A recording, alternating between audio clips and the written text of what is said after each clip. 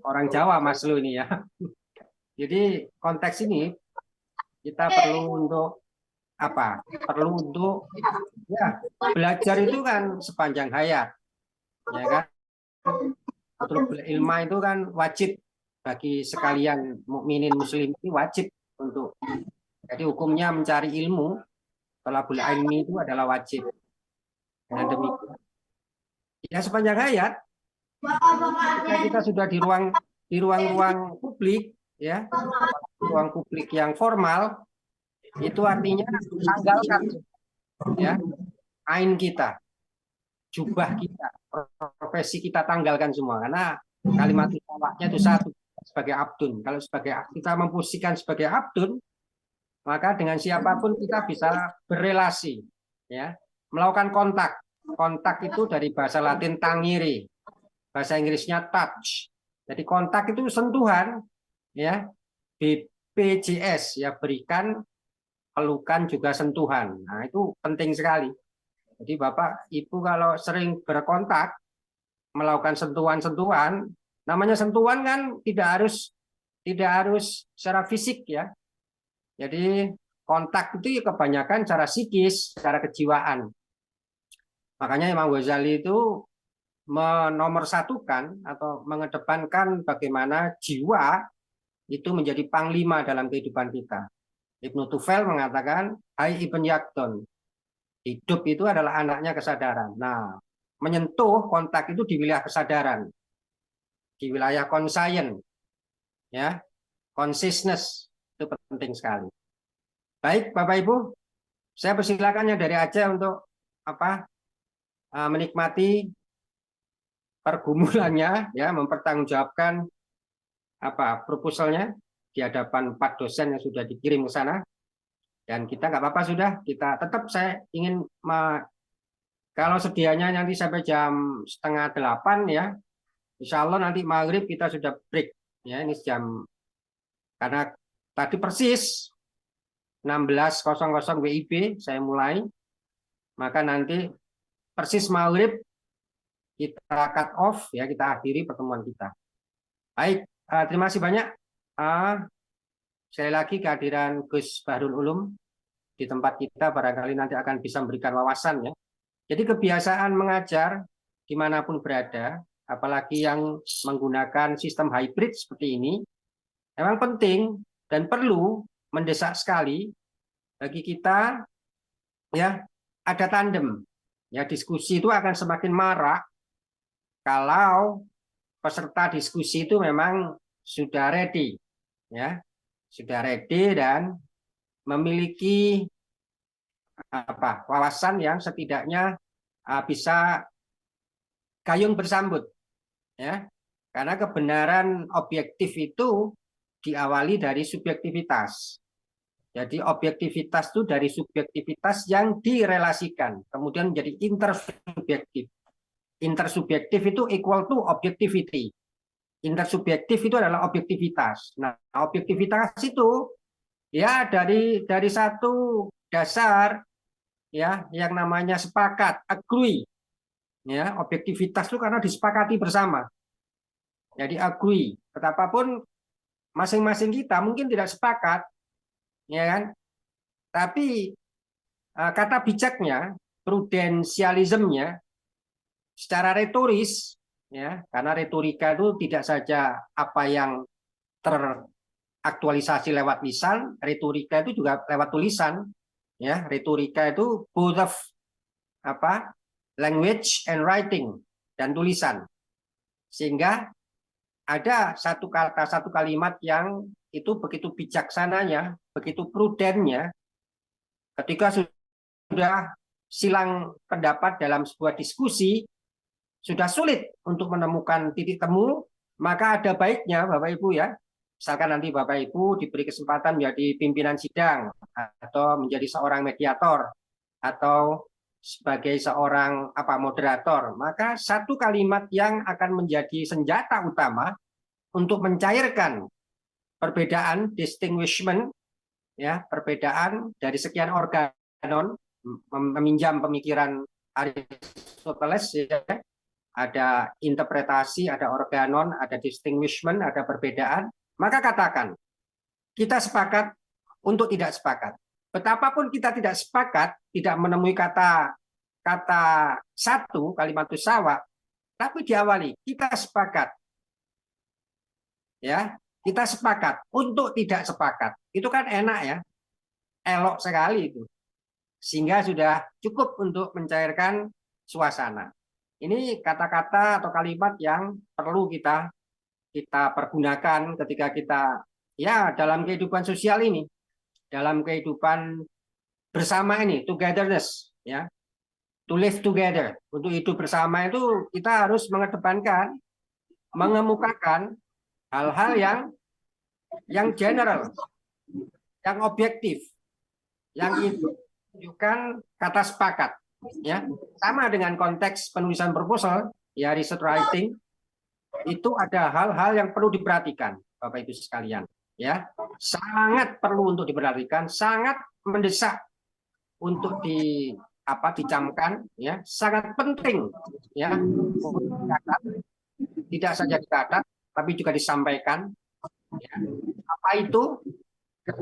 Apa objektivitas itu menjadi telos, ya. Kesimpulan penelitian Bapak Ibu itu adalah ujung, itu telos itu. Telos itu ujung. Kemudian muncullah istilah teleologi, perbincangan tentang ujung pembicaraan, ujung ulasan, ya, ujung perdebatan. Betapapun endingnya nggak ada yang sepakat, dari sekian peserta diskusi nggak sepakat, maka sebagai seorang leader, ya, sebagai seorang leader dalam pertemuan itu katakan, baik, sebagai kata akhir, sebagai closing statement, ingin saya sampaikan, kemukakan bahwa kita sepakat untuk tidak sepakat. Nah, enak kan? Selesai sudah. Nah, ini penting Bapak Ibu.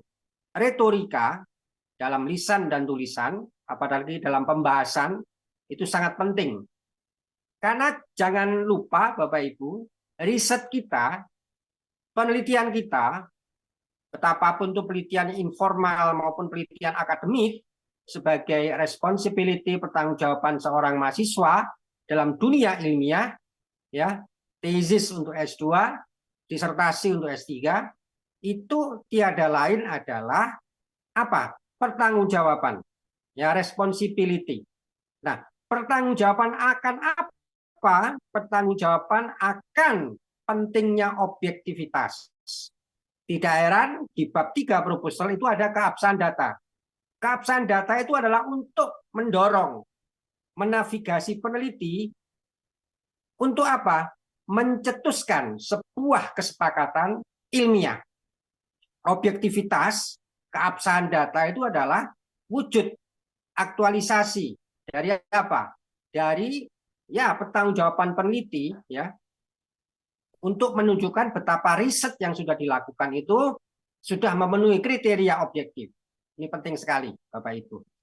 Baik, ada dua hal yang berikutnya ingin saya sampaikan berkenaan dengan bagaimana sikap peneliti.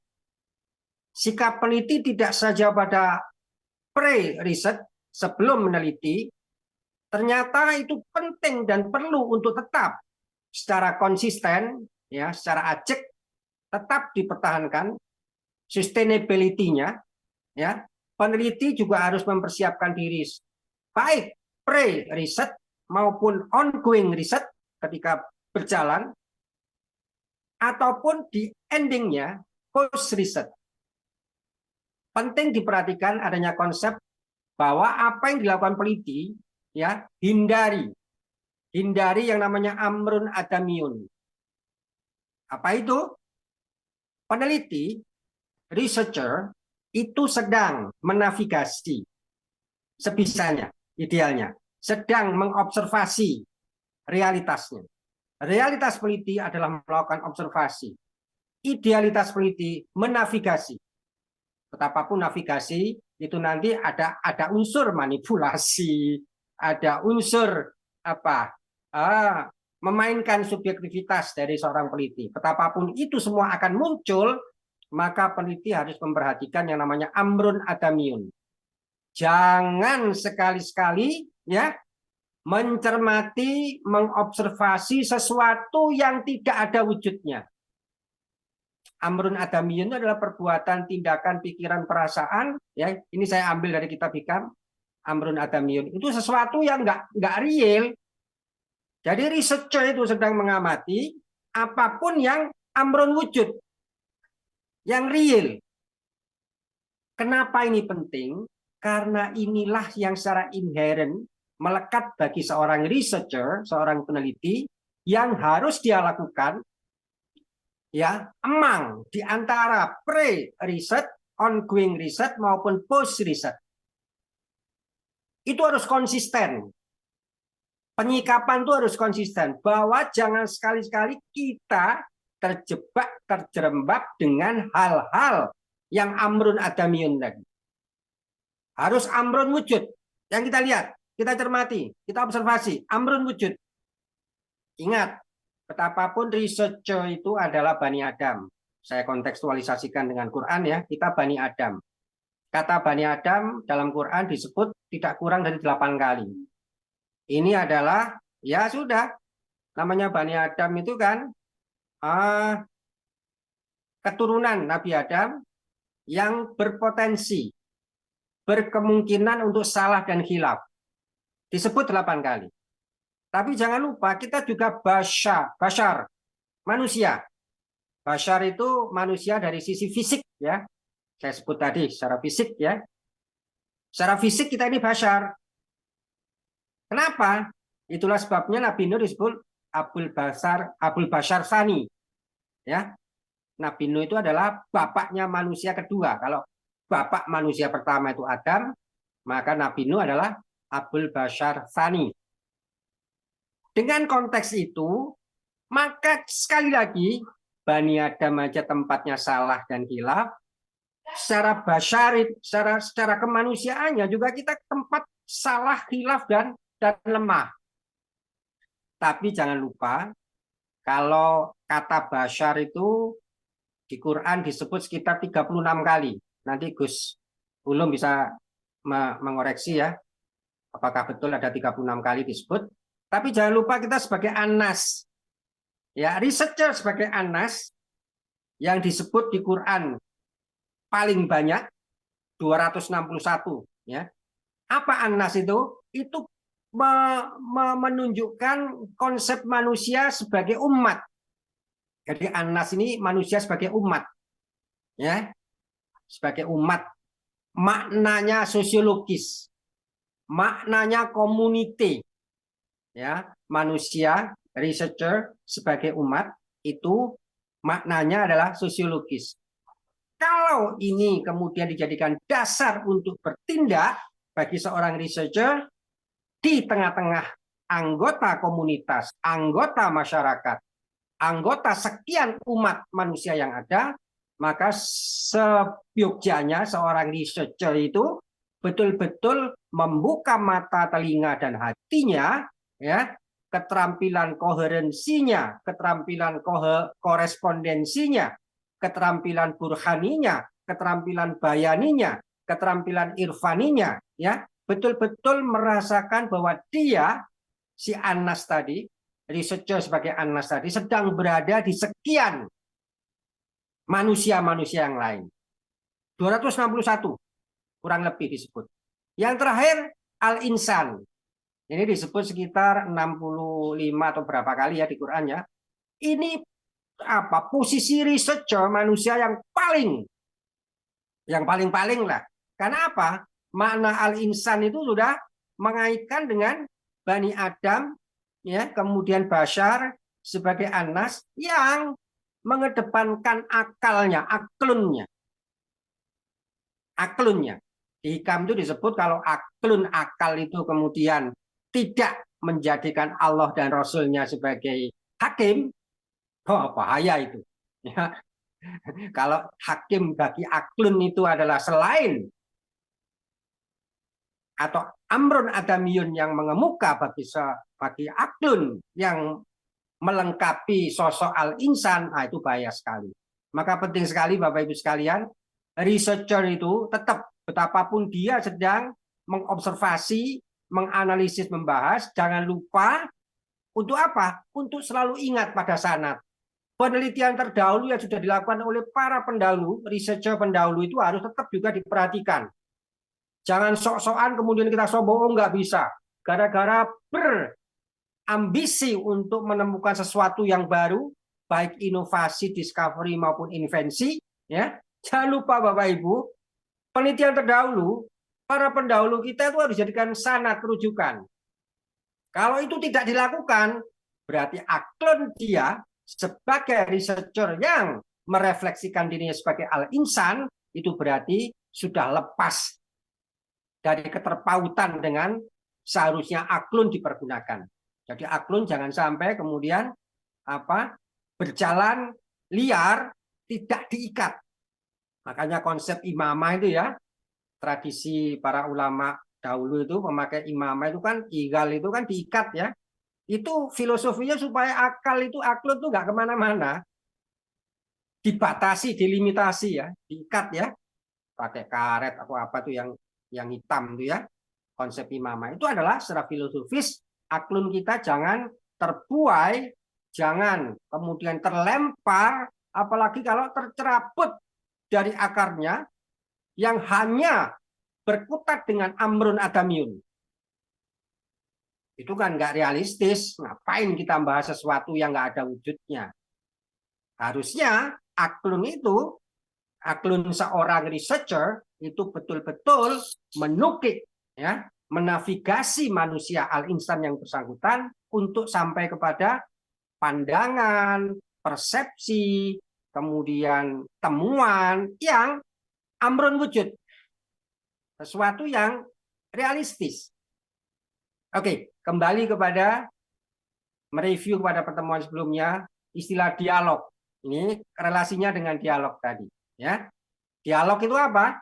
Itu tadi bahwa ada dia, lo sama gue. Dia itu teori, ideal, koheren. Ya, teori ideal koheren. Dia, lo itu burhan. Kalau dia itu bayani, lo atau lo itu burhani, korespondensi, empiris, lo berarti dari informan atau dari responden. Lo, gue itu siapa? Peneliti, researcher dengan sudut pandang etik.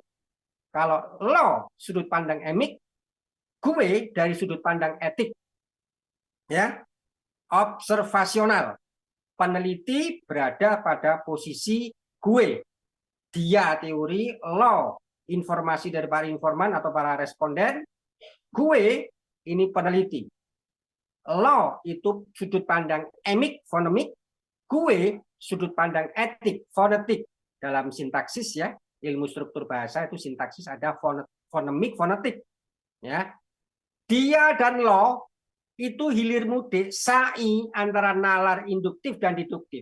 Kalau berangkat dari dia menuju lo itu deduktif, dari lo ke dia itu induktif, maka ketika nalarnya berangkat dari gue, sudut pandang etik peneliti, maka nalar logik yang dipakai adalah nalar abduktif.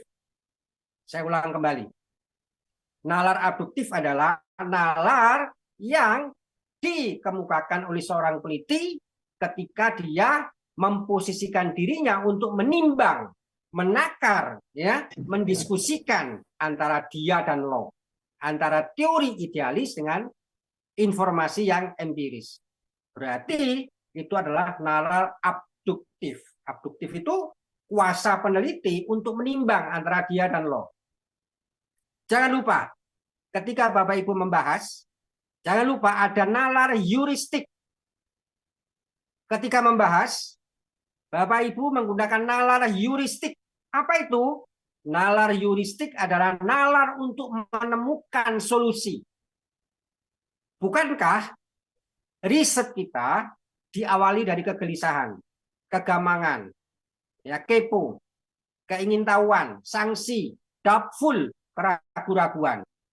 Berangkat dari itu kita nemukan masalah, problem. Problem itu harus disolusi. Ketika Bapak Ibu membahas, otomatis Bapak Ibu sedang membuat solusi. Membahas adalah membuat solusi atas problem yang dituliskan di rumusan masalah atau fokus penelitian. Nah, nalar yang dipakai oleh nalar abduktif peneliti itu berarti menggantungkan nalar abduktif kepada nalar heuristik.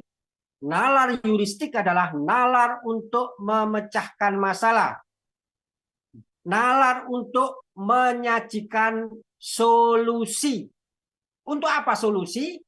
Jangan lupa ya, problem harus disolusi. Ketika solusi mampu memberikan jawaban menggunakan nalar heuristik, ya, memberikan jawaban atas rumusan masalah, maka pada saat itu sampailah penelitian seorang researcher kepada yang namanya resolusi. Resolusi itu berarti ujung.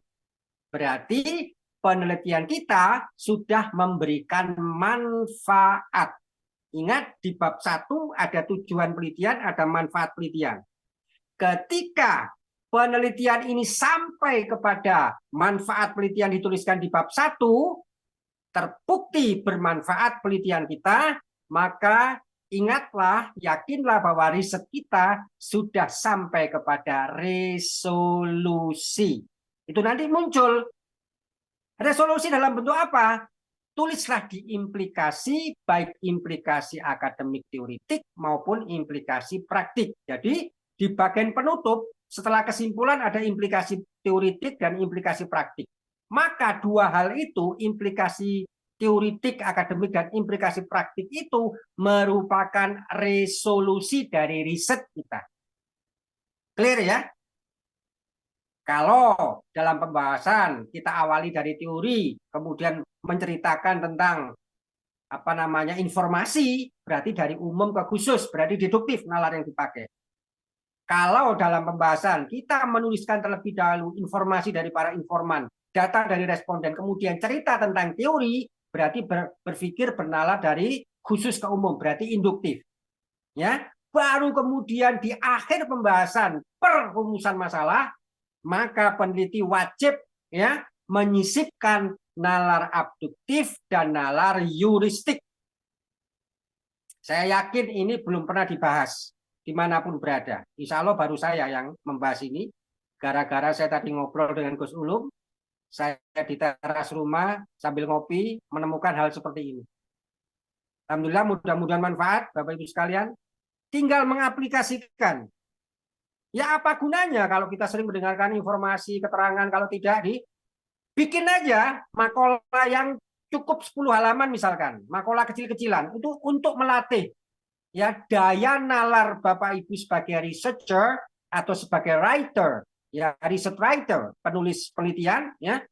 Bapak Ibu melatih tuh nalar abduktifnya direputasikan, nalar heuristiknya sembari itu juga dilatih, di exercising. Ini riadoh ya, latihan kita sebagai seorang researcher yang sudah masuk pada kategori al-insan. Al-insan itu sudah pakai ini. Ya, pakai ini al-insan. Kalau Anas belum. Bashar belum, Basharun belum, boro-boro, apalagi Bani Adam. Belum.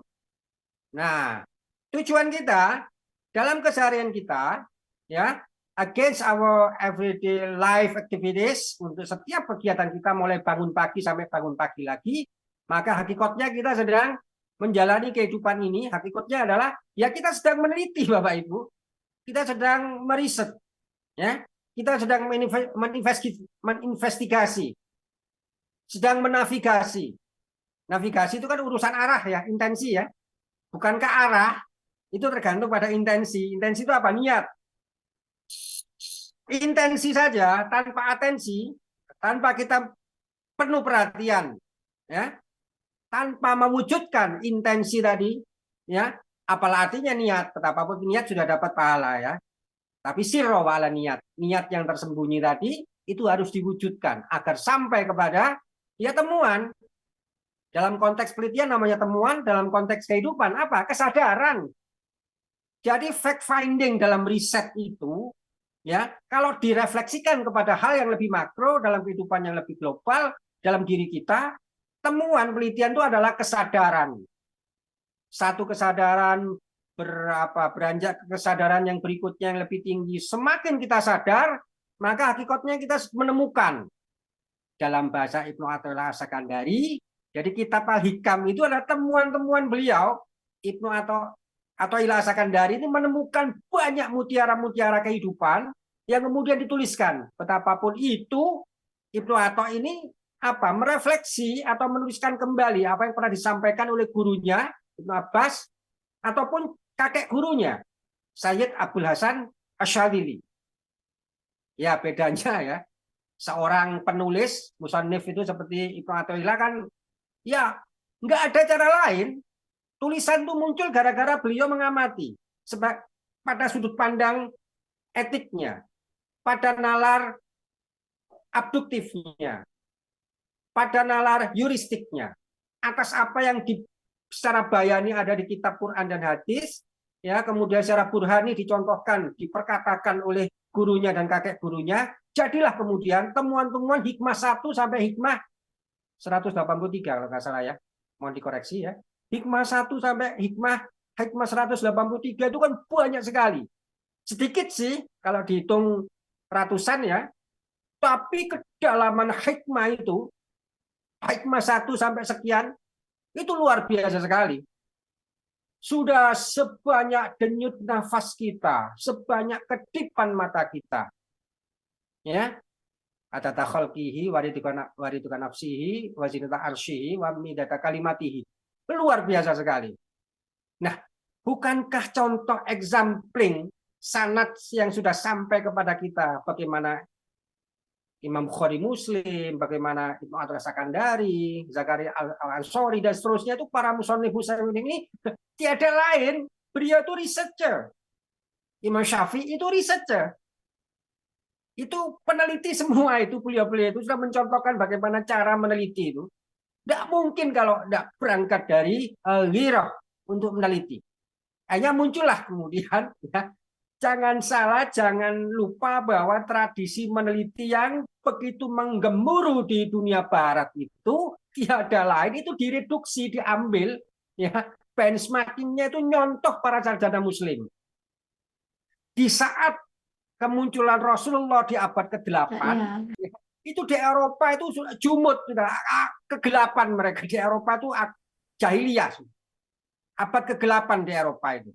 Sampai muncul credo ut intelligrum di abad pertengahan. Middle period di Eropa itu mereka jahiliyah. Islam sudah sakofah, peradabannya sudah tinggi sekali. Ya, sudah luar biasa tinggi sekali. Kanjeng Nabi itu sudah mengawal peradaban Islam puncaknya ya di saat ketika beliau sugeng ya, ketika beliau menemani baik di Umron Badawi maupun Umron Madani. Jadi urusan ya orang-orang Badui kemudian orang-orang Madani perkotaan, beliau merambah dua umron ini. Luar biasa sekali. Jadi jangan salah ya, patut kita ingat, patut kita camkan, tiada lagi yang bisa menandingi keterampilan research dari junjungan kita Nabi Muhammad SAW dan beberapa ulama yang bersanad kepada beliau. Ya, Imam Bukhari. Jadi jejak tapak kanjeng Nabi Muhammad itu ditapaki oleh Imam Bukhari. Coba bayangkan. Jadi tetap ya rujukan kita, sanad kita bukan dari ilmuwan barat, enggak. Ya betapapun kemudian ada nama Karl Popper ya, ada kemudian nama Thomas Kuhn, ada nama Heidegger ya, John Dewey, yang tokoh-tokoh filosof ya, Paul Sartre, Jean-Paul Sartre dari Prancis ya, René Descartes ya, kemudian ada Antonius Agustinus, macam-macam Eropa. Ternyata belakangan baru kita tahu ya, mereka merujuk merefer kepada sarjana muslim. Nah, kita harus mengembalikan itu, semangat purifikasi, semangat untuk memulihkan kembali. Jangan sedikit-sedikit sok-sokan hermeneutik apalah yang Eropa sentris itu. Ya tetap kita kembali kepada tradisi yang sudah ditularkan. Ada need for achievement. Ya, kebutuhan kita untuk berprestasi. Ya, prestasi itu macam-macam. Ada prestasi Bayani, prestasi Burhani, prestasi Irfani. Ya, tiada lain tazkiyatun nafas itu dalam rangka untuk mencerahkan. Ya, ada sparkling, ada spotlight, ya, ada titik cerah, enlightenment, Aufklärung, apalagi enlightenment, Aufklärung, apalagi bahasa-bahasa Perancis, bahasa Jerman, ya, kemudian Renaissance, bahasa Perancisnya Renaissance, kelahiran kembali, Aufklärung, bahasa Jerman, ya, enlightenment, bahasa Inggris. Kita harus kembali mempurifikasi. Jangan lupa, patut diingat, tetap kita sebagai researcher, sebagai peneliti, ya, Bapak Ibu, ya harus fanatik, harus taklid kepada apa-apa yang dicontohkan para musonif, baik kitab-kitab babon, kitab-kitab induk maupun kitab-kitab turunan, ya, yang sudah sampai kepada kita hari ini. Coba dilihat tulisan beliau-beliau di kitab-kitab apa itu Fathul Bari, Fathul Mu'in, Fathul Wahab, apalagi Al-Hikam, ya itu ya dari sisi rima itu persamaan bunyi, dari sisi prosanya, dari sisi ini apalagi Quran, ya Quran ini kalau mau ditelisik ini prosa tapi kok puitis, puisi tapi kok prosais, ya kita sulit mengidentifikasi itu. Kalau memakai kategori dari ilmuwan barat nggak ketemu. Quran bacaan ini nggak ketemu, ini modelnya apa, ini kategorinya apa, nggak ketemu. Walaupun kemudian ya bila sautin, bila harfin itu sangat mencitrakan, ya, mencitrakan Quran yang sudah sampai pada kita hingga hari ini. Jadi yang perlu kita perhatikan Bapak Ibu sekalian, 3 hal ya. Yang pertama, jangan sekali-kali menyajikan yang amrun adamiyun. Harus yang disajikan dalam riset kita adalah amrun wujud. Yang kedua, perhatikan nalar yang dipakai. Ya, nalar deduktif, induktif, dan abduktif. Dan yang tak kalah pentingnya adalah nalar heuristik. Karena riset itu berangkat dari masalah, maka nalar heuristik ingin menunjukkan apa solusinya untuk sampai kepada resolusi. Dan yang ketiga, ingat, Bapak Ibu, sebagai researcher, jangan sekedar sebagai Bani Adam, jangan sekedar sebagai Bashar, jangan sekedar sebagai Anas, tapi posisikan sebagai Al-Insan yang mengikut sertakan aklun. Tapi jauh di situ aklun dan kolbun. Aklun dan kolbun. Jadi aklun diikat agar tidak kemana-mana. Aklun itu hanya apa? Merunduk. Ya, merunduk, memuncak ke sini. Namanya muncak itu harusnya akan naik ya. Tapi ini memuncaknya justru ke sini. Ya. Hikmatun muntahal ilmu. Ilmu itu di sini. Nanti akan memuncak di hikmah. Gak heran itu Atawilah ketika menjadi garda depan sebagai seorang musonif yang mencetuskan, melahirkan kitab hikam ya. Atawilah itu betul-betul muntahal ilmi. Hikmatun muntahal ilmi. Jadi hikmah ini merupakan puncak, ya, nihayah, puncak, ya, sidrotul muntahanya, ya, di sini kembali ke sini, kembali ke kolbun Bapak Ibu. Jadi itulah relasi konektivitas, ya. Bapak Ibu harus secara integral, ya, mentang-mentang ahli nuklir, mentang-mentang ahli kimia, mentang-mentang ahli matematika yang sepertinya itu duniawi ya, dunal ukhrawi, jangan sampai kalau seperti itu yang dilakukan ya sekuler kita. Harus kita kaitkan. Ya. Akhirnya tetap ukhrawinya dipegang, dunianya juga dipegang. Nah, itulah sebabnya para researcher, peneliti yang selalu menyertakan 2 dimensi, ya, dimensi dunia dan akhiratnya selalu berhimpitan kemanapun dia menelisik, kemanapun dia menginvestigasi, kemanapun dia seorang peneliti itu mengkaji, membahas, mengulas, merefleksi, mengingat, memahami, menerapkan, menganalisis, mengevaluasi, hingga sampai pada mengkreasi, sebagaimana taksonomi Bloom, C1, C2, C3, C4, C5, C6, mengingat, memahami, menerapkan, menganalisis, mengevaluasi, dan mengkreasi, fact finding tadi. Puncaknya fact finding temuan penelitian adalah kesadaran. Itu sampai pada resolusi sudah. Conscience, yakdon, kesadaran. Jadi implikasi teoritik dan implikasi praktik itu adalah mewujudkan ditemukannya kesadaran. Bagi siapa? Bagi peneliti. Apakah itu nanti objektif? Nanti dulu. Dibaca banyak orang nanti penelitian kita. Ada yang penasaran, dikaji ulang, diteliti ulang oleh peneliti berikutnya. Enggak apa-apa. Begitu seterusnya. Itulah sebabnya kalau Bapak Ibu meneliti sesuatu, jangan lupa ada riset terdahulu, penelitian terdahulu yang relevan itu harus ada, itu sanad. Ya, itu sanad, rujukan, referensi, review itu merujuk, bersanad. Ya. Sehingga 3 hal itu hari ini, mudah-mudahan ini nggak cukup hanya didengar Bapak Ibu sekalian, tapi juga kemudian diterapkan. Ini masih ada tempo 2-3 bulan ya untuk untuk menyempurnakan ya proposal Bapak Ibu menjadi the last research writing, ya, penulisan penelitian akhir ya yang nanti akan diseminar hasilkan di ujian seminar hasil.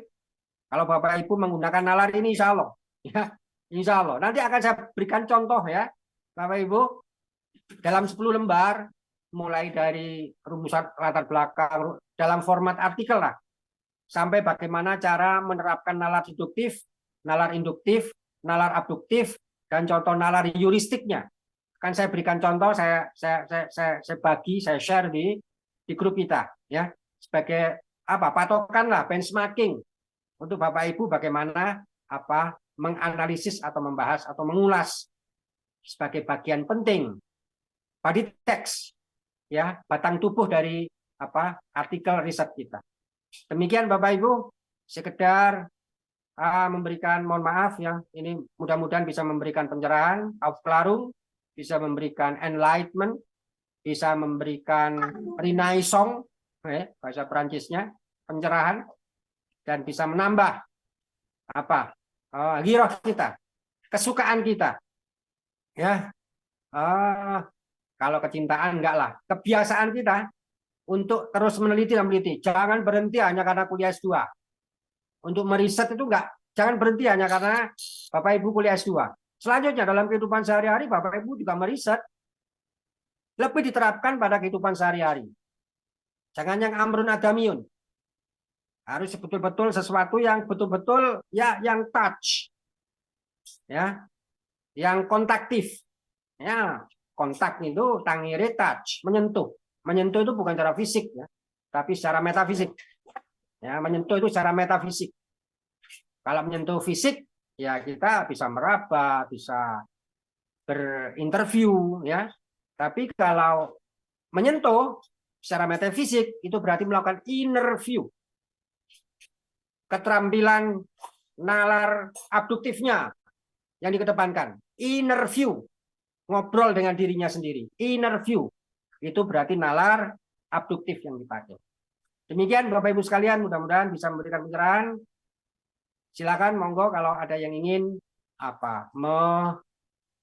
merespon apa yang sudah saya sampaikan, kurang lebih 45 minutes ya. Memang lazim di setiap perkuliahan kita saya menyampaikan 45 sampai 50 menit ya, sampai 1 jam saya menyampaikan presentasinya. Saya buka untuk beberapa pertanyaan dari Bapak Ibu. Silakan.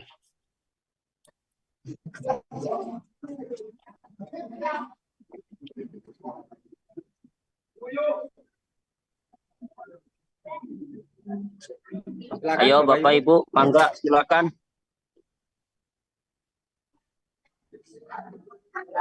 Bertanya atau memberikan pengalaman yang berharga tentang riset. Mangga Bapak Ibu silakan. Atau yang berkenaan dengan penyusunan apa tesis, boleh.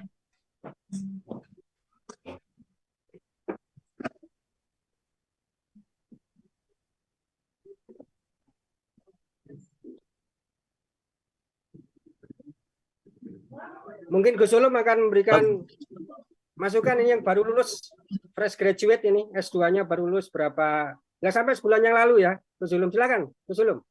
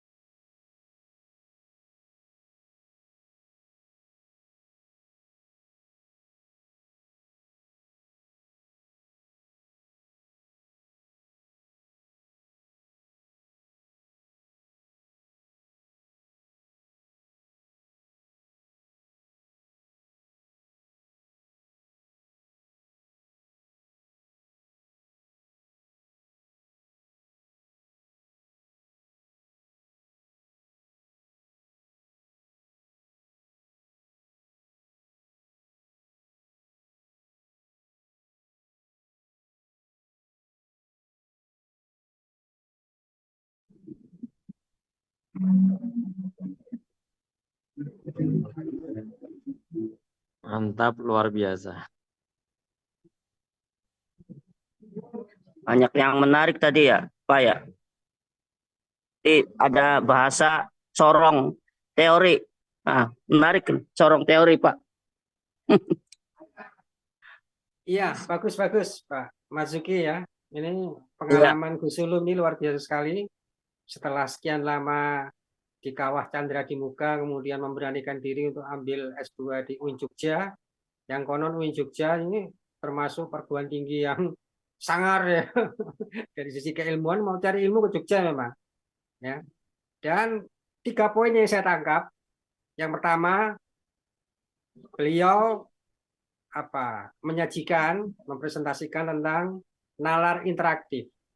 Sebetulnya nalar ini global sekali. Kalau merujuk kepada Miles Haberman, itu kan teori analitiknya kan tentang interaktif ya. Bagaimana display data, kemudian kondensasi data, kemudian reduksi data sampai verification dan conclusion drawing itu interaktif. Sebutannya atributnya interaktif. Jadi apa yang disampaikan oleh Gus Ulum ini sebetulnya sedang ya menerapkan apa yang disampaikan Miles and Haberman. Miles Haberman memproklamasikan, mendeklar bahwa cara dia itu interaktif. Ya. Jadi ini luar biasa, ini gayung bersambut Bapak Ibu sekalian. Bapak Ibu sekalian bisa mendapatkan contoh bagaimana secara parsial, deduktif, induktif, abduktif dan heuristik ya, itu secara parsial, tapi secara step by step-nya itu oleh Miles Haberman bisa ada model dia Guelu atau Guelo dia, itu monggo silakan terserah. Ya, itu variasi saja. Ya silakan Bapak Ibu nanti bisa mengintrodusir ini ya, mereduksi ini diterapkan di pembahasan Bapak Ibu. Kemudian yang kedua, ikut podcast yang ngajar di Michigan atau apa ya, itu ya ketika jangan sekali-kali kita mencorong teori, itu sudah pada tahap grounded. Ya, grounded research itu adalah riset yang dilakukan oleh orang-orang atau para peneliti yang secara akademik sudah postdoktoral. Ya. Jadi orang yang sudah S3 lepas itu ya, mohon maaf seperti saya, ini saya nggak butuh sudah. Kalau levelnya saya sudah di dunia ilmiah, kemudian sudah nggak sudah larut hanyut di situ, instan di situ, ya sudah kita pakai grounded. Grounded itu jangan sampai kita menjadi corong teori tadi. Saya sepakat itu. Kalau yang ngomong orang seperti itu berarti ya memang sudah grounded ya. Maka saya katakan dulu bahwa grounded research itu memang jangan coba-coba S2, S1 pakai grounded, itu kapasitinya untuk yang postdoktoral. Ya, itu grounded itu. Ya, grounded research itu. Ya, dengan begini kan Bapak Ibu sekalian bisa mendapatkan meresap ya, resepsinya oh ternyata ada yang model kayak gini. Tapi karena kita masih S2, ya pakailah nalar induksi, deduksi, abduksi dan heuristik. Ya, tapi kalau Bapak Ibu punya pengetahuan yang luas, punya kapabilitas yang memadai, nggak apa-apa pakai grounded, ya, pakai grounded set nggak apa-apa sebagai salah satu pendekatan dalam riset kualitatif. Ya. Kemudian yang ketiga saya tangkap tadi, pertama tadi ya yang sudah kita bicarakan, yang tak kalah pentingnya, ya, Karl Popper, ya, Karl Popper, Thomas Kuhn itu mengendorse kita, ya, mendorong kita sebagai researcher, sebagai peneliti untuk tidak sekedar teori testing, tapi juga teori konstruk. Tidak sekedar menguji teori secara deduktif atau membangun teori secara nalar ini, ya. Setelah itu lagi-lagi Bapak Ibu, Karl Popper secara implisit, betapapun tidak eksplisit, itu memberikan ruang kepada kita untuk melangkah one step ahead untuk elaborasi yang namanya nalar abduktif. Jadi dorongan ini dorongan dari Karl Popper ya, itu tahun 1800 sekian Karl Popper itu menyajikan falsifikasi dan verifikasi teori. Teori testing dan teori construct. Menguji teori dan membangun teori. Ya ujung-ujungnya Karl Popper berharap kita sebagai peneliti dan para duta besar logika, tadi duta besar logika loh, duta besar logika kita ini untuk apa? Yaitu sekali lagi menggunakan abduktifikasinya. Agar apa? Agar muncul corak riset kita. Wong yang ngeliti ini Fulan bin Fulan kok. Subjektivitas peneliti itu akan memberikan corak. Agar corak diterima banyak orang, maka harus disajikan secara objektif. Apapun nanti di ranah objektivitas, tidak semua peneliti atau orang yang membaca penelitian kita sepakat dengan penelitian kita. It's no problemo. Nggak soal. Yang penting saya sudah melakukan penelitian dan menemukan sesuatu yang baru, fact finding. Kita mengkreasikan sesuatu. Kalau kita menemukan sesuatu, kan muncul kesadaran baru. New consciousness. Muncul tesis baru. Oleh peneliti berikutnya akan muncul antitesis. Jadilah sintesis. Sintesis merupakan tesis baru. Akan membuka kemungkinan muncul antitesis. Menghasilkan sintesis. Sintesis yang kedua merupakan tesis baru yang kedua. Merespon, merangsang munculnya antitesis. Jadi sintesis. Begitu seterusnya. Seperti Maggie Z kan, jatuh bangun aku berteori. Ya kan? Maggie Z kan? Iya, Pak. Jatuh bangun teori itu. Tapi wajib ya, Bapak Ibu yang masih S2, harus jadi corong teori. Kalau nggak ada teorinya, berarti bab 2 itu nggak ada. Ya, bahkan kuliah S3, bab 2 itu wajib. Literature review itu wajib di bab 2, betapapun kuliah S3, kecuali postdoktoral. Grounded sudah. Jadi peneliti hanya membawa tubuhnya saja. Membawa badannya saja. Di otaknya sudah ada epistemologi bayani, sudah memadai di otaknya. Epistemologi irfaninya sudah mencukupi di kolbennya. Terjun udah ke lapangan langsung. Grounded, membumi. Kaki peneliti sudah menapak bumi. Teorinya habitus and arena ya. Pierre Bourdieu dengan teori habitus and arena. Habitus itu habit, kebiasaan. Arena itu, ya, itu kan yang dilihat kan amrun wujud kan.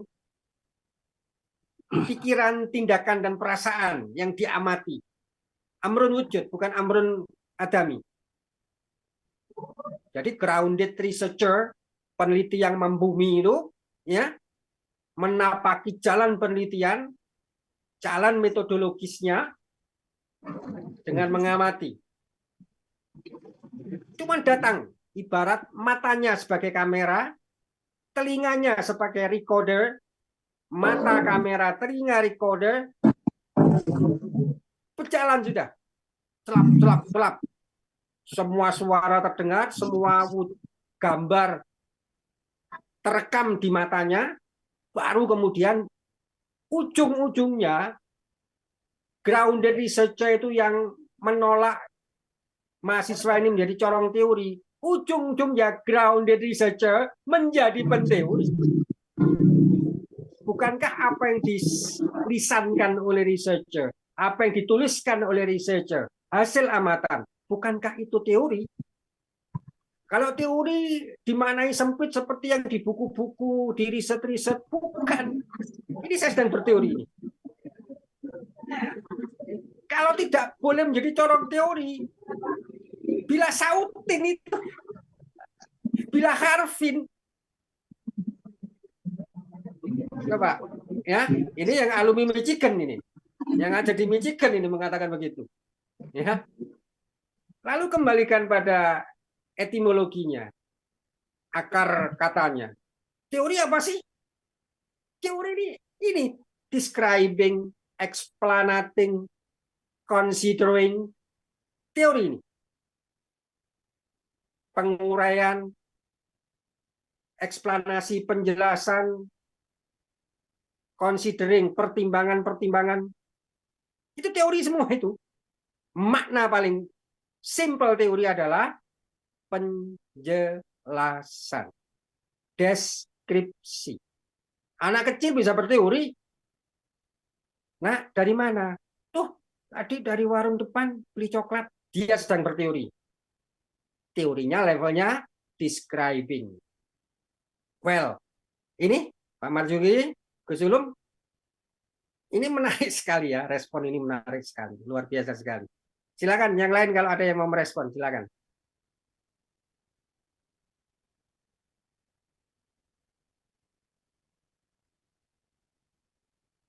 Monggo. Ya Pak, izin Pak. Silakan, Ustadz Marzuki, silakan.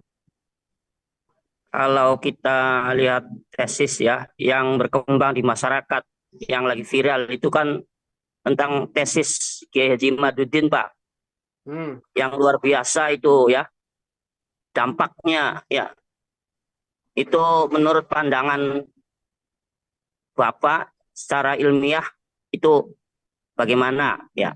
Itu yang pertama. Yang kedua, kalau untuk para peneliti di Indonesia ini saya kira luar biasa Pak, terutama yang di lapangan ya. Seperti orang-orang yang menemukan sesuatu yang baru gitu. Itu kan mungkin dimulai dari penelitian Pak ya. Seperti kalau nggak salah orang mana itu, orang Cirebon, itu meneliti air dengan kalau nggak salah bensin ya. Itu konon katanya saya sendiri belum tahu itu bisa air itu menggantikan itu Pak bahan bakar bensin. Dan kemudian ada lagi penelitian yang secara agama, untuk agama, seperti yang kita sering dengar itu metode belajar ilmu belajar baca kitab secara cepat ya, seperti metode Arba'in, ada metode Salasin, atau kalau dibaca tulis Quran itu metode Iqra, ada metode apa lagi? Iya, itu Baghdadiyah dan sebagainya. Itu dalam kajian ilmiah menurut Bapak bagaimana? Terima kasih. Assalamualaikum. Waalaikumsalam warahmatullahi wabarakatuh. Wah, terima kasih Ustadz Marzuki. Luar biasa sekali ya. Yang pertama tentang tesis Kiai Imad. Tesis itu pernyataan Bapak. Apalagi beliau bikin tesis memang dipertanggungjawabkan secara ilmiah. Ya, sama dengan dulu di Jogja itu ada Milkul Yamin. Tesis Milkul Yamin yang cukup menghebohkan ya. Ini sama juga karena sensitif. Ya. Sensitif itu lawannya kalau nggak temperamen ya strong will. Suatu yang sensitif berarti sensitif itu gabungan dari akal dan perasaan. Temperamen itu gabungan dari perasaan dan perbuatan. Ya. Strong will itu tiga-tiganya. Itu nanti silakan saya bikin buku tentang ini, tentang bagaimana mencitrakan, mengatakan karakter Al-Bantani ini ya menghebohkan. Karena apa? Karena mendobrak sesuatu yang sudah diyakini benar sekian tahun. Bahkan ada tuduhan masyarakat dihegemoni, katanya Gramsci. Jadi konflik itu bisa terjadi tidak saja karena berakar dari persoalan ekonomi, materi, tapi juga konflik bisa berakar dari persoalan yang imateri, sesuatu yang tidak material, yang kemudian disebut sebagai hegemoni. Jadi kalau kita secara pemikiran, secara pengetahuan dikuasai sesuatu yang lebih superior, kita menjadi inferior, kita terhegemoni. Nah, tesis itu adalah untuk mendobrak hegemoni itu. Tentang benar tidaknya nanti bisa diuji. Bisa diuji itu, bisa diuji secara stilistikanya, bisa diuji secara retorikanya, ya. Kemudian bisa diuji secara arkeologisnya, ya. secara turosnya, secara data-data yang faktualnya. Banyak sekali metodologi untuk mengukur, menakar objektivitas dari sebuah tesis atau pernyataan. Tesis Kiai Imad itu sudah berupa kesimpulan, Bapak. Ya, kesimpulannya bahwa Ba'alawi itu tidak memiliki garis keturunan kepada Rasulullah Muhammad SAW. Ya untuk itu ya harus kita kaji betul, nggak sekedar kredo saja, nggak sekedar keyakinan saja, Bapak Ibu, harus dikaji itu. Yang bisa mengkaji itu siapa? Yang memang ahlinya. Contohnya Profesor Menahim Ali, yang beliau bisa melacak ya data-data dokumen yang berbahasa sebelum Islam, bahasa Arab misalkan. Ya, Prof Menahim Ali ini bisa Ibrani ya, Pak. Betul, betul, ya. Dan saya pikir saya pernah juga dengar podcastnya Prof Menahim Ali membahas masalah nasab nih ya. Kebenaran ya nggak ada yang benar. Kebenaran datang ketika sudah ada suara marobuka. Kalau sudah kita dengar suara marobuka itu kebenaran terkuak sudah. Kalau belum dengar kata marobuka, belum. Bapak Ibu, kita belum sampai pada kebenarannya hakiki. Jadi sampai hari ini pandangan saya, kita tunggu saja. Sampai kita mendengarkan marobuka. Iya, iya, betul. Sampai kita dengar itu akan terperkuat semua kebenarannya. Tetapi secara ilmiah ada ukurannya, Bapak Ibu. Kalau Kiai Imaduddin menyajikan, melansir tesisnya di dunia ilmiah, maka dia akan diuji di situ. Sama dengan tesis Milkul Yamin ya, sudah teruji di perguruan tinggi, tapi jadi bahan olok-olok di luaran. Yang itu sumpah pocong apa ya? Sumpah pocong itu. Jadi bahan olok-olokan di luaran. Sehingga ya itu tadi bisa jadi tesis Kiai Imad atau tesis Milkul Yamin itu belum diuji secara objektif. Kalau sudah diterima, disepakati banyak orang, itu pun belum sampai pada hakiki. Belum. Ya, itu yang pertama. Yang kedua, riset-riset ya, banyak peneliti menemukan ini itu ya. Ya, kembali lagi sudah. Kita kan sedang belajar ini Bapak Ibu sebagai seorang researcher, sebagai seorang peneliti, ya kan? Ya, dari hari ke hari, dari saat ke masa berikutnya terus kita mengupgrade lah. Upgrading kita harus terus kita lakukan. Ya. Dan banyak hal yang juga patut diperhatikan Bapak Ibu sekalian, ya. Apalagi pada pengalaman kita sebagai peneliti, tetap kita ikutin ini ya, pedoman aja. Ya, sementara Bapak Ibu ikutin pedoman yang dilansir oleh kampus kita. Betapapun apa yang menjadi pedoman itu nanti akan berubah lagi ketika Bapak Ibu terjun di masyarakat. Terjun di dunia ini yang lebih makro. Akan beda lagi karena ada banyak mazhab sama. Mazhab UIN Jogja, mazhab UIN Surabaya, mazhab Brawijaya, mazhab UGM, mazhab Pajajaran, mazhab UI. Masing-masing punya subjektivitas, punya gaya selingkung. Ikutin mazhabnya. UWAJ, Universitas Abdul Halim sudah melansir pedoman, ikutin itu aja sudah aman. Tetapi tetap saya ketika mengisi mata kuliah Medpen Kuanti, Medpen Kuali, proposal penelitian, saya tunjukkan ya jaga-jaga. Kalau Bapak Ibu nanti terjun di dunia ilmiah yang sudah ya pelangi spektrumik ya. Spektrumik di luaran sana. Makanya harus ada kalimat usaha. Ada konsep dasar harus dipegang, atributalnya dipegang, definisi operasionalnya dipegang, indikatornya dipegang, itemnya dipegang. Ini ngomong unit of analysis. Kalau udah kepegang itu, mau ngomong di UGM, di UIN Jogja, UIN Jakarta, mau di UAJ, sama. Tapi kalau sudah kita masuk ke sarang penyamun, ya kita diundang misalkan nanti di UGM, ya kita harus siap-siap. Siap-siap apa? Mengakomodir. kita masuk ke mereka, atau sebaliknya kita mempertahankan apa yang kita pahami, yang kita yakini. Jadi nanti akan ada interaksi, katanya Gus Ulum tadi. Ya, tentunya kita sedang menerapkan apa yang dikatakan Miles Haberman.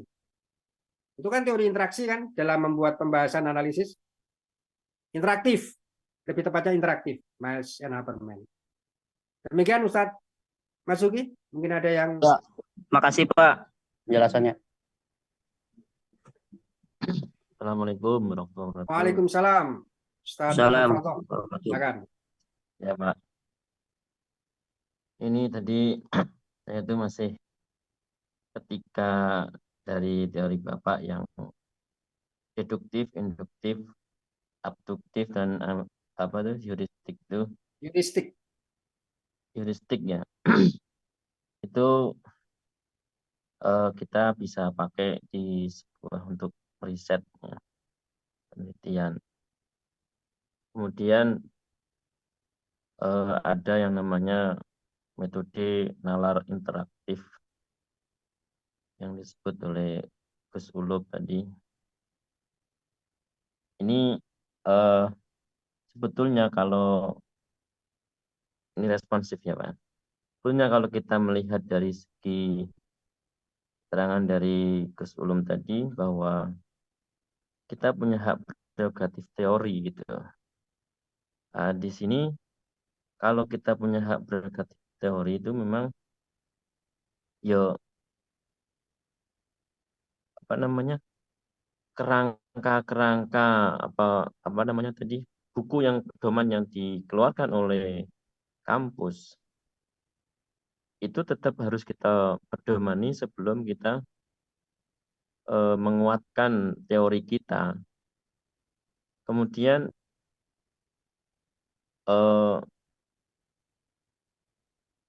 apa namanya tadi disinggung juga ketika ada sebuah tesis yang mengatakan yang terdahulu ya persamaan perbedaan teorinya, kemudian itu dikatakan sebagai template, kemudian sebagai katalog gitu ya. Itu ya tetap kita kita masukkan sebagai sebuah kajian, istilah yang disebut Pak Dovi itu apa namanya nasab apa namanya Tanap, referensi. iya referensi itu ya. Jadi kalau dilihat dari segi ini memang kami sebagai peneliti untuk meneliti selanjutnya proposal menjadi tesis itu malah lebih punya ada percaya diri bahwa kita itu memang punya hak prerogatif untuk teori kita itu kita pertahankan, dan teori-teori itu juga dari segi apa namanya tadi ada dikotomi kata Pak. Kalau saya melihat Pak Dovi tadi ada untuk S3 itu grounded gitu kan. Jadi belum waktunya S1 ini, belum waktunya S2 ini itu. Itu sebetulnya masuk dikotomi metode berarti gitu kan. Dikotomi penelitian. Jadi makanya saya melihat kemarin ada isu yang akan menghapus skripsi gitu kan. Mungkin tesis juga gitu kan. Untuk akhir dari sebuah perkuliahan di kampus-kampus. Jadi ini yang saya lihat ketika semua ilmuwan itu meneliti dengan background-nya masing-masing, maka dia bisa membenarkan dirinya sendiri dan menyalahkan yang lainnya. Atau bisa dikatakan oleh Pak Dovi tadi, prinsip kita sepakat untuk tidak sepakat gitu. Berarti kalau nanti ketika kita ujian, kita tetap menggunakan prinsip kita dengan teori yang kita bawa. Yang penting tadi intinya itu ada sistematis dan tanggung jawab. Itu yang saya garis bawahi. Di sini dari sebuah macam pendapat, maka apakah masih diperlukan adanya sebuah pembuatan skripsi, tesis, ataukah cukup dengan ketika ujian akhir itu hanya sebuah dialog tanpa adanya skripsi atau tesis. Itu saja, Pak. Assalamualaikum warahmatullahi wabarakatuh. Waalaikumsalam warahmatullahi wabarakatuh. Bagus ini. Ingat Bapak, kita kuliah S1, S2, S3 itu beda dengan kuliah di Poltek. Yang D3, D4, ya, yang vokasional. Sama dengan kita sekolah di SMA dengan SMK beda.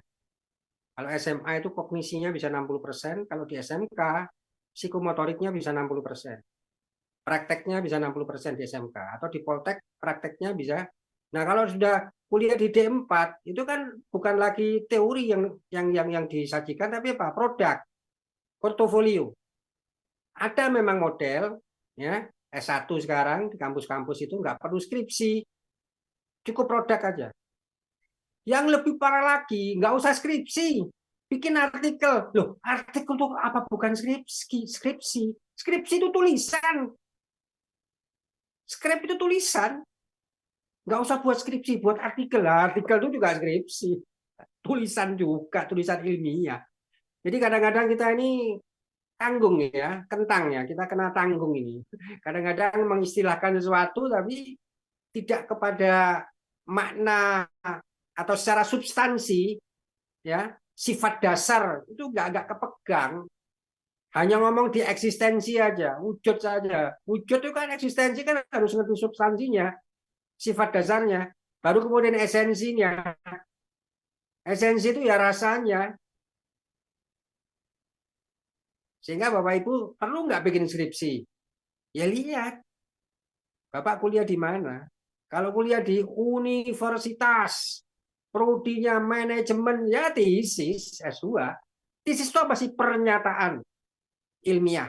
Skripsi itu apa? Tulisan ilmiah. Disertasi itu apa? Temuan ilmiah. Ya, kadang-kadang ada perdebatan ya, Bapak tadi bingung. Apa teori itu merupakan hak prerogatif dari peneliti. Idealnya. Kadang-kadang mahasiswa dapat dosen penguji yang comel, dapat dosen pembimbing yang cerewet. Jangan pakai teori ini. Dirubah, pakai teori ini saja. Sehingga apa? Faktor non akademik, kalau Bapak Ibu nggak nurut sama dosen pembimbing, ya nggak di ACC ujian. Kan repot seperti ini. Ya. Iya, nggak selesai, nggak objektif. Saya termasuk dosen yang mempersilahkan, silakan Anda pakai teori apa. Saya tanya, teori yang Anda pakai apa? Ini.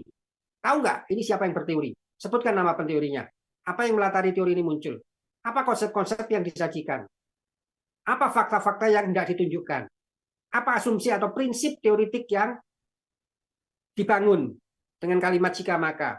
Bagaimana prosedur teoritiknya? Nah, dosen yang tahu akan nanya itu. Kalau ternyata masuk akal sebagai alat untuk meninjau, untuk mereview fakta di lapangan dalam riset, kok cocok ini? Ya sudah pakai teori ini. Betul prerogatif peneliti. Tapi kalau teori yang dipakai peneliti itu nggak bisa dipakai alat karena fungsi teori untuk menjelaskan, untuk memprediksi, untuk merubah fenomena yang dikaji, objek penelitian. Fungsi teori untuk menjelaskan objek penelitian, S1 skripsi, untuk memprediksi objek kajian, S2 tesis, untuk merubah objek kajian, disertasi. Itu fungsi teori.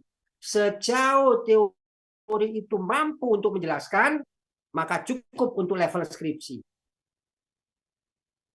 Ya, tapi kan fakta di lapangan berbeda. Dosen pembimbing kadang-kadang memaksakan, oh kamu nggak cocok pakai teori ini. Untuk ngerti cocok nggaknya, bedah dulu teorinya, dekonstruksi teori dulu. Ada 10 poin cara kita membedah teori. Kalau Bapak Ibu ada satu teori yang sedang dituliskan di bab 2, Bapak menguraikan 10 poin dari teori itu, maka teorinya sudah berstandar berkaliber qawi. Soheh ini teorinya, karena sudah memenuhi 10 standar. Teori itu punya standar. Kalau dibedah mulai fakta, konsep, prinsip, prosedur. Dibedah lagi menjadi 10 komponen teori kalau mau membedah teori itu. Kalau ketika sudah memenuhi 10 komponen, berarti teori itu kuat. Apakah mampu menjelaskan fenomena makro? Apakah hanya sekedar fenomena meso, menengah? Apa hanya cukup untuk menjelaskan fenomena mikro? Semakin makro teori, itu disebut paradigma. Paradigma adalah teori yang makroskopik. Paradigma. Perspektif adalah teori yang mesoskopik, menengah.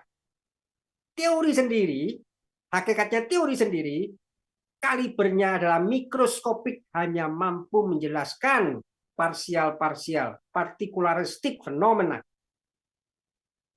Wah, ini penjelasan yang tidak semua orang tahu, Bapak Ibu. Meninjau ini berlapis-lapis ini. Berapa lapis? Ratusan, lebih dari ratusan. Sehingga Bapak Ibu benar ada statement itu prerogatif dari mahasiswa, tapi laki-laki mahasiswa kan inferior. Harus manut sama dosen pembimbing. Kalau nggak manut nggak selesai. Bapak pilih cepat selesai apa? Idealismenya untuk ngikutin kata hati. Ya cepat selesai, Pak. Iya, kecuali saya sudah melampaui, saya bisa ngomong begini karena saya sudah selesai melampaui. Ujian skripsi katanya apa? Harus begini begitu? Enggak. Tidak semua diujikan. Contohnya saya. S1 saya cuma 5 menit ujian skripsinya. Cuma ditanya nama. 5 menit. Saya ujian cuma 5 menit. Nggak tahu sudah. Itu outstanding fenomena. Beyond reality. Bukan karena dekat dengan penguji, Pak ya? Enggak, sama sekali enggak. Dosen saya di prodi saya HI itu kebanyakan dosen-dosen Muhammadiyah. Saya sendiri orang Nahdiyah. Minoritas. Harusnya saya hancur itu. Tapi cuma 5 menit. Padahal saya vokal di kelas. Kalau diskusi saya menjadi perwakilan kampus. Ya. 5 menit Bapak. 7 penguji, 4 tidak masuk. 3 penguji, 1 tidur di tempat, 1 lupa bawa kacamata tebel, 1 dosen pembimbing saya. 5 menit. Tidak bisa dijelaskan Bapak. Walaupun sampai saat ini, skripsi saya masih ingat isinya apa. Tesis saya masih ingat isinya apa. Disertasi saya masih ingat isinya apa. Saya sendiri bingung, kok bisa cuma 5 menit ujian. Nah, pertanyaan Bapak tadi kan, apakah skripsi itu perlu? Ya, ya perlu kita kuliah di prodi-prodi keilmuan ini. Kita kan ilmu murni ini. MPI kan, walaupun MPI sendiri kan gabungan terapan murni ya. Terapan murni ini, MPI ini kan prodi baru ini. Prodi manajemen dikawinkan dengan prodi pendidikan. Tambah lagi atribut Islam. Iya kan? Prodi kita ini ya, gabungan eklektisisme dari murni pendidikan dan terapan manajemen. Ya jadinya begini ini. Wajib Bapak tesis Pak, wajib. Walaupun ada wacana begini begitu ya, tetap wajib bikin tesis untuk S2, skripsi untuk S1, wajib. Oke. Ya kalau Pak, kalau paradigmanya itu kan kalau memang sama-sama tulisan skripsi dengan artikel, tapi kan paradigmanya kalau artikel itu sedikit, kalau skripsi itu agak banyak itu. Ya, paradigma itu artinya teori yang makroskopik, Bapak. Itu yang grand teori besar itu namanya paradigma. Kalau teori yang relevan dengan konteks penelitian kita, belum tentu tidak harus paradigma. Ya teori yang cocok, yang bisa difungsikan untuk menjelaskan S1, menjelaskan dan memprediksi S2, menjelaskan, memprediksi dan merubah objek penelitian untuk S3. Ya, jadi definisi paradigma apa kita harus tahu ya. Definisi perspektif apa, meso teori atau middle range teori dan seterusnya. Sehingga ya Bapak Ibu memang ini kita harus dandani ya bahasa Perancisnya ya. Dandani itu apa? Memperbaiki konsep-konsep dasar dulu. Di antara kita harus paham konsep dasar yang sering kita dengar ya, tapi kadang-kadang kita miss. Kesan impresi di otak kita itu tidak sebagaimana dimaksudkan. Itu sering sekali mengalami refutasi atau mengalami salah kaprah kayak frasa ilmu pengetahuan. Pernah Pak saya bahas kan? Harusnya kalau sudah ilmu udah pasti pengetahuan nggak usah ditulis. Ya ilmu saja, ilmu sosial, ilmu alam. Nggak usah ilmu pengetahuan alam. Pengetahuannya itu sia-sia. Kecuali disebut awal pengetahuan ilmu alam itu betul. Yang disebutkan dahulu itu yang universal dulu. Pengetahuan ilmu alam, pengetahuan ilmu sosial itu betul. Semakin universal, parsial, semakin itemik, semakin kecil. Semakin atributal. Pengetahuan ilmu komputer, betul. Bukan ilmu pengetahuan komputer, salah. Ini kan masalah kronologi ya, masalah logika ini. Kaprah-kaprah yang sering menghinggapi di kehidupan kita, betapapun kita berada di dunia ilmiah. Banyak sekali kaprah-kaprah yang kita temui. Demikian Pak Khofadoh. Bagus sekali nih responnya Terima Pak kasih Khofadoh. Pak. Semoga panjang umur Silakan. sehat. Nomor khufluknya berapa Pak? 8 ya? Nomor 7 Pak. Oh nomor 7, sama dengan saya 7 berarti. Baik, terima kasih. Silakan, the last 15 minutes, jam 18 tepat kita break ya. Kita akhiri. Bukan kita break, kita akhiri. Silakan. Ustadz Marzuki mungkin closing statement atau siapa ini? Ini banyak yang off cam ini. Silakan diambil dulu, Bapak Ibu. Gus Ulum, mungkin ada closing statement, silakan.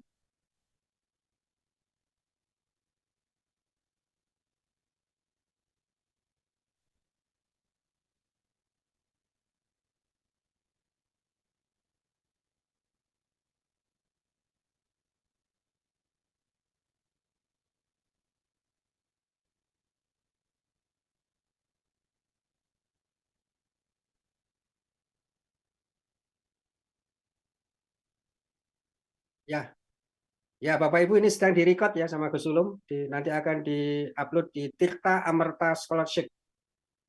Itu ruang kita, ada Ustadz Muslihun di situ, Hikam dan seterusnya, ada saya, metodologi, kemudian filsafat juga.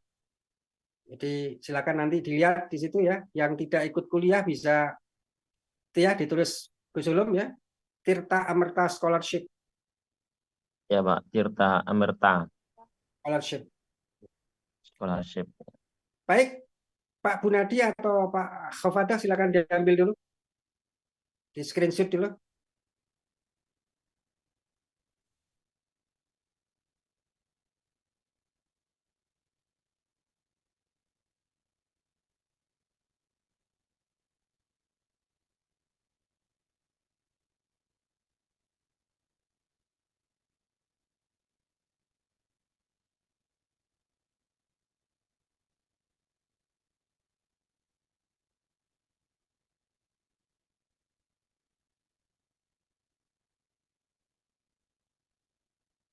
Sampun? Ustadz Juanda mana ini? Pak Juanda Lubis. Tumben nggak kelihatan. Pak Maulana ada ini? Baru on itu Pak. Ya.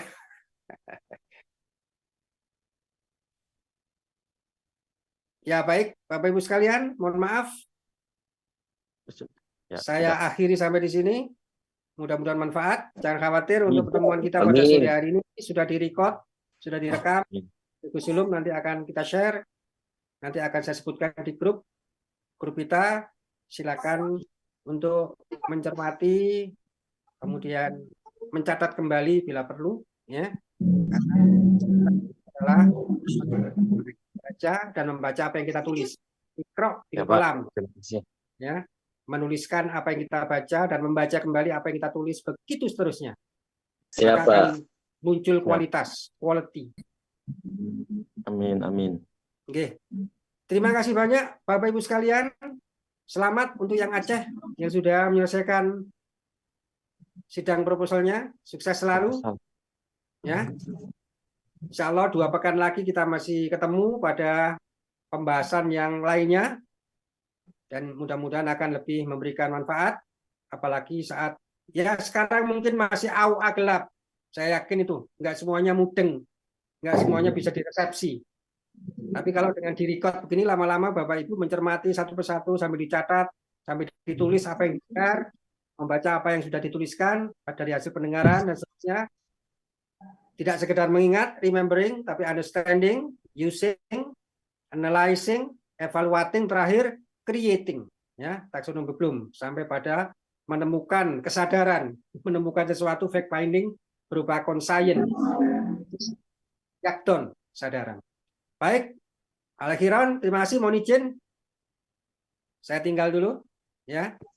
Siap, Pak. Sampai di sini. Pak, makasih, Kalau Pak. akan kita kembali Makasih, Bapak. bertemu. Terima Sama-sama, kasih.